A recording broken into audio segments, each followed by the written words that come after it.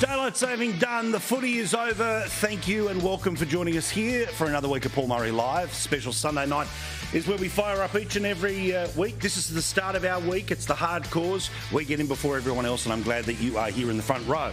Now, there are many little theatrical moments, traditions, if you will, that we have to sit through every single year when it comes to politics. And of course, they mean nothing. Like when the finance minister and the treasurer look through the budget that they have prepared as if it's them personally running the Australian economy, and they conclude to each other on the day that the budget's about to come out, "You've done a great job." No, you've done a great job. Big day. Yeah. Looking forward to releasing this. It's a great budget, great women's budget statement. I always want to give that a plug. But months and months of work. Yeah, a lot of collective effort in this, and I think it's going to be a really responsible budget. Oh, what they're really doing is posing for these stills photographers, but I just play the audio because it's particularly cringe, and I love it, and we'll do it again this year. And then the other one is the string of government ministers. And again, it doesn't matter if it's Team Red or Team Blue, but the string of government ministers who, in the months before the federal budget, tell us, well, I can't rule anything in or out. Well, I have to wait and see until the budget a little bit later, despite the fact it's their officers that, generally speaking, float ideas to the media, particularly on a Sunday, to see whether people blow up or whether they support the ideas, and on it goes. Every year. And this in part is because the government likes to basically get away with doing nothing, making no real decisions, major announcements, and they like to build up for months and months and months and months and months to this one night on a Tuesday in and around May, and everyone sits there at 7:30. Of course, no one in the real world sits there at 7:30, but you get my point. Sits there at 7:30 and listens to a speech that only tells us all the good stuff. And then, thankfully, lots of people tune into us. Hour and a half later, 9 o'clock on the East Coast. Thank goodness, daylight saving gone. Can I say it all at once? 9 o'clock. And we start to pull it all apart. We start to tell you the truth. Same as we were the only people who told you, remember last year, about the 10 million people who ended up getting a tax rise. Why am I starting with all of this on a Sunday night? No, I have not lost my mind. But specifically, I want to focus in on one minister who's playing this game, like they always do, in the lead up to a budget. This one is the frequent free flyer that is Richard Marles, the man who, of course, desperately needs, because of national security, to be dropped off closer to his house in a VIP jet than in Melbourne, where he'd have to sit in the back of a limousine for longer than he deserves. But he gave a speech while we were on the air towards the end of last week. We didn't find out about it until we were off the air last week. And he says that there are hard decisions that are needed inside the federal budget. Now, this in part is what he has to say about why it's so difficult, what his job is, and how he's just got nothing but sort of, stinky sandwiches to choose from. No good news, all bad news, but that's the responsibility placed upon a great and grand historic figure like himself. Whilst there are difficult decisions that you need to digest, at least there is a sense that what's happening is fair income and real. Okay. Now, I get it. In any portfolio, there are tough decisions. Do we fund this? Do we not fund that? Do we increase taxes? Never. Nobody does. Or what are we going to do to pay for it?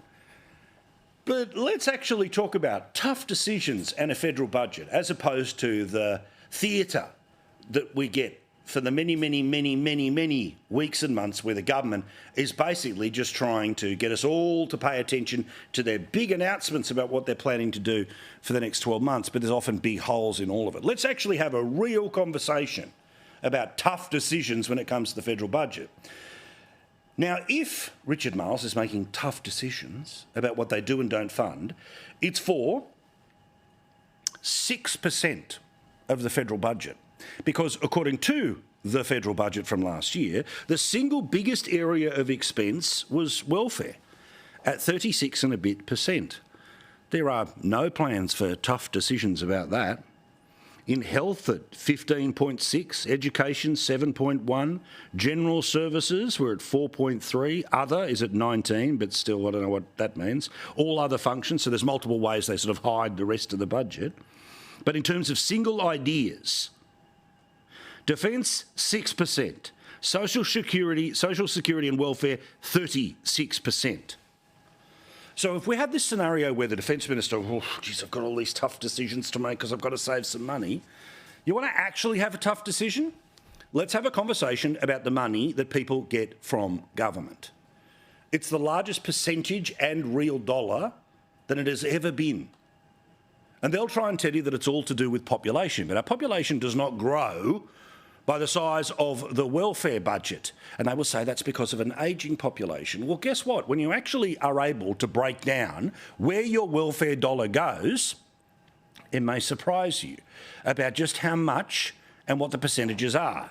Now, the Australian Institute of Health and Welfare, which is part of the federal government, worked out that the age pension in 2021-22, so I don't have numbers for 22-23 or 23-24, but this is the last numbers that we have, 41% of the 36% of the entire federal budget that is social security is for the age pension.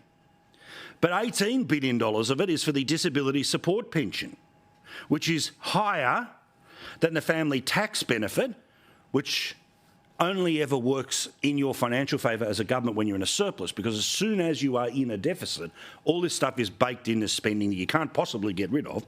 That's at $15.7 billion.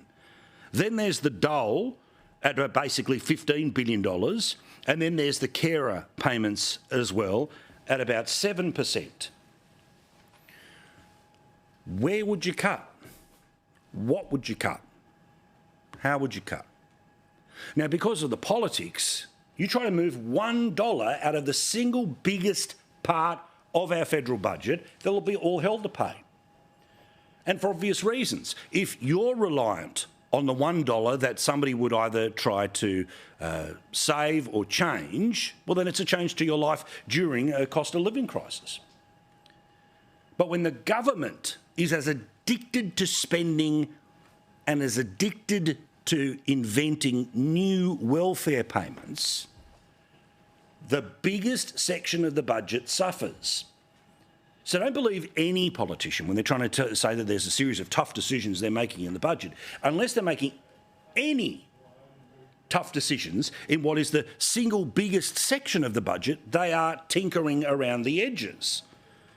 Now, unbelievably, 500,000 extra people are now on the welfare queues in the past couple of years, because according to the Centre for Independent Studies, the IPA, they've been able to work that out, that extra people are being added to the welfare bill each and every year. And Australia does not have enough money coming in to cover the money going out. Because you see, this is the intergenerational report. This was produced by Treasury as an insight into where the country's finances were for the next 40 years. Now, you can see everything that's inside that red rectangle. Well, it is south of a surplus. Now, they probably will get one this year. Again, a little bit of a hangover from what they got last year. But in terms of structural, what is built in as the way our federal budget works, is that for a generation, longer than a generation, there's all of those deficits which will be added to all of the previous deficits, which move us towards $1.4 trillion in debt. Now, this government likes to pretend that it was all about the previous government, when, of course, we all know that, yes, the previous government, on their watch, they racked up the best part of $1 trillion. Why? Because of the COVID payments. The COVID payments that this current government, when it was in opposition, said were too stingy, that weren't generous enough. These were the people who said that we should buy an airline when Virgin got into trouble. These were the people who wanted JobKeeper to sort of keep going forever. And all of it, of course, ended up being borrowed money. So we have a problem with our politics, which is that I don't want to sit here and be the mean-hearted guy saying, well, that's it, no more money for anyone who needs it, because I'm also the guy who has sat here and forensically told you about what, not just yourself, but what other people have been going through when it comes to cost of living.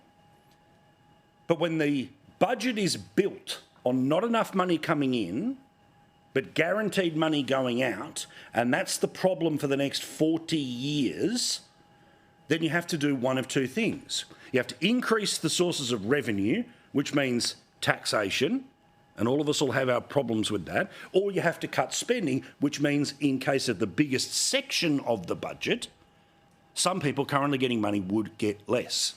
And that creates losers. So if you have a scenario where we currently suggest that you can't take $1 off what's going out and you can't raise $1 on what is needed to go in, then it just goes on the credit card. Year after year after year after year after year. But then we all play this theatre. Oh, tough decisions are being made in the budget right now. No tough decisions are being made.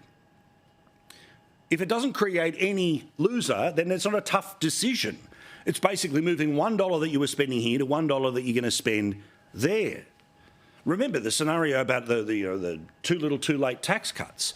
It was the same amount of money, it just was moved around. So we have this conversation, we have this theatre that we're going to play all the time. I'm done with it.